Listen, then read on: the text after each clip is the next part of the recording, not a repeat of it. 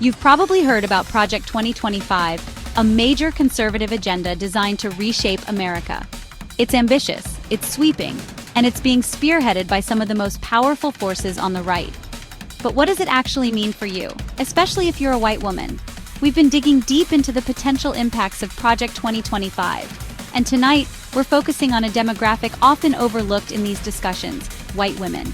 Because while the architects of this plan may claim to be champions of family values, the reality is that their policies could have a devastating impact on the lives of millions of American women, their families, and their futures. In this video, we're breaking down how these policies could impact your autonomy, your finances, and even your family's future. We'll examine the data, the experts, and the real-life stories that illustrate the stakes of this conservative agenda. One of the cornerstones of Project 2025 is a dramatic reduction in federal spending, and one of the areas first on the chopping block: education and childcare. For many working mothers, access to affordable childcare is not a luxury, it's a necessity. Without it, staying in the workforce, contributing to the family income, it becomes near impossible. And who bears the brunt of this burden? Women. Overwhelmingly, women are the ones who end up leaving their jobs, putting their careers on hold, to take care of children when affordable childcare options disappear. Remember the exodus of women from the workforce during the pandemic when schools and daycares closed? It was a stark reminder of how fragile the progress we've made on women's economic empowerment really is. Women who leave the workforce, even temporarily, face significant hurdles when they try to re-enter. Lost wages, missed promotions, it all adds up. Because slashing funding for childcare, for early education, that's not support, that's sabotage. It's a direct attack on women's ability to participate fully in the economy, and it's a recipe for widening the already yawning chasm of economic inequality. Project 2025 doesn't just target childcare. It takes aim at the very foundation of our education system, public schools. Now, you might think, well, my kids go to private school or my kids are grown. But here's the thing. Public education is the bedrock of our democracy. It's about ensuring that every child, regardless of background, has the opportunity to succeed. But the cuts proposed under Project 2025 would decimate public schools, particularly in lower income and rural areas. We're talking larger class sizes, fewer resources, and a diminished quality of education.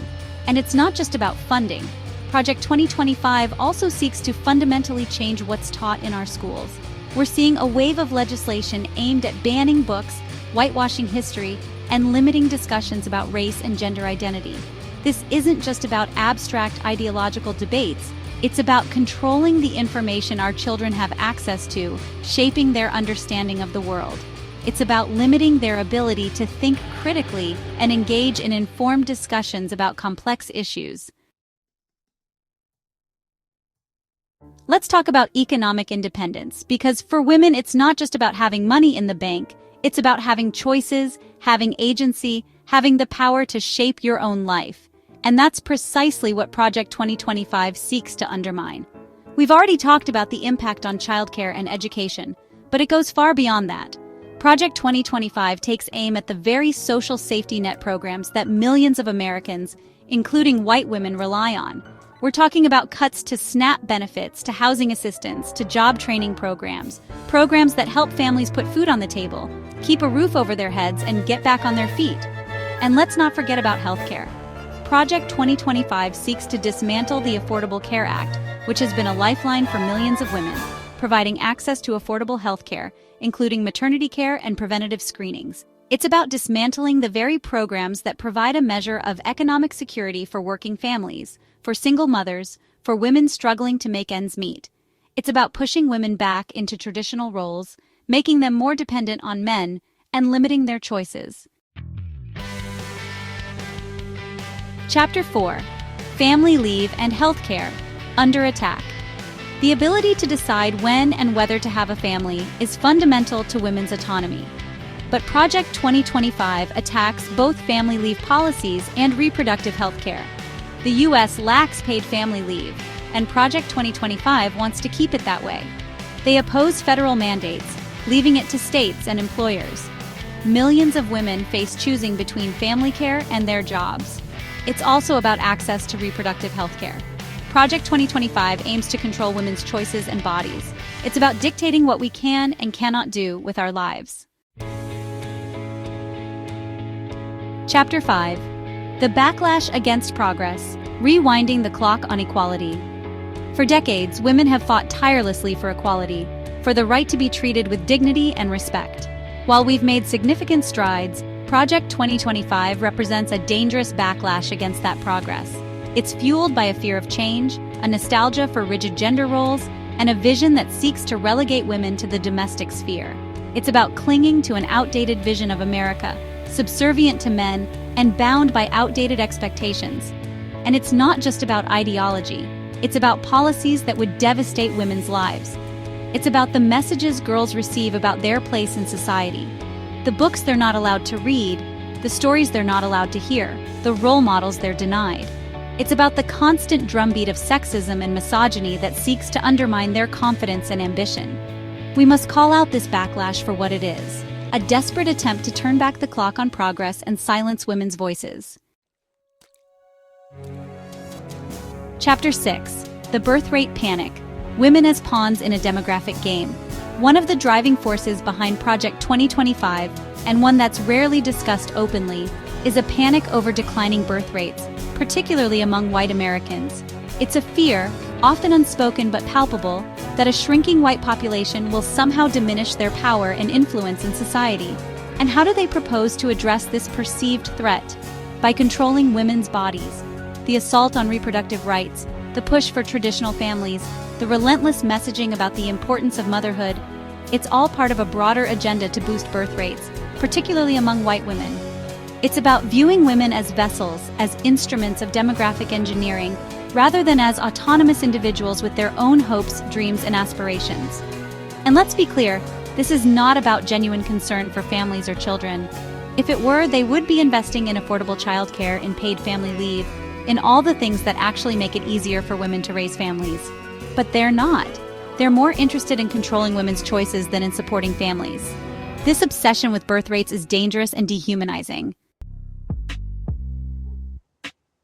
Chapter 7. The Shrinking World of Opportunity. Project 2025's Vision for Women. What kind of future does Project 2025 envision for women? What opportunities will be available to girls growing up in this reimagined America? The picture is bleak, to say the least. By dismantling public education, they're limiting access to quality education, particularly for girls from low-income families.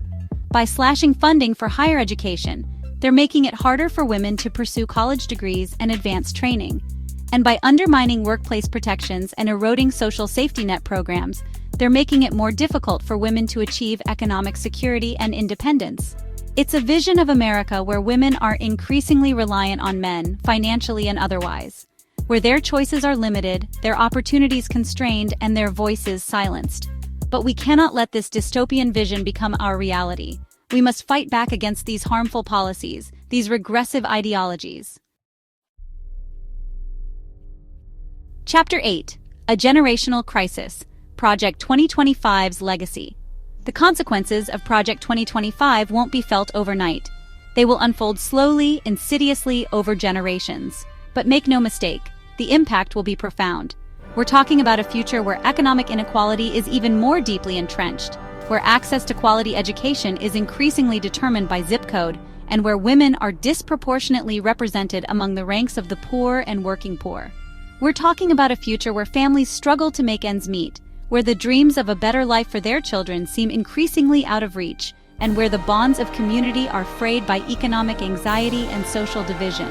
This is not hyperbole. This is the logical conclusion of the policies being enacted under the banner of Project 2025. But we can still change course. We can still choose a different path, one that leads to a more just, more equitable, and more prosperous future for all Americans.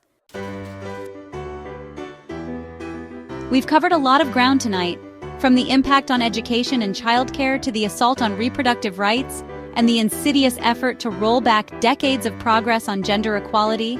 It's a lot to process, and it can feel overwhelming. But here's the thing: knowledge is power. Understanding how these policies impact your life, your family, your community, That's the first step toward fighting back. If this video resonated with you, share it with a friend. Remember, your autonomy is worth fighting for.